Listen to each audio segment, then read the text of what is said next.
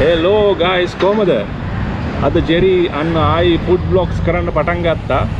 මං අවිල්ලා ඉන්නේ ජායල ගණේ මුල්ල පාරේ. හරියටම මේ ගුරුගේ නේචර් පාක් එකේ ඉස්සරහා තියෙන්නේ මෙතන. මෙතනට කියන්නේ මිස්ටර් සිරිපාල ෆැමිලි රෙස්ටොරන්ට් කියලා.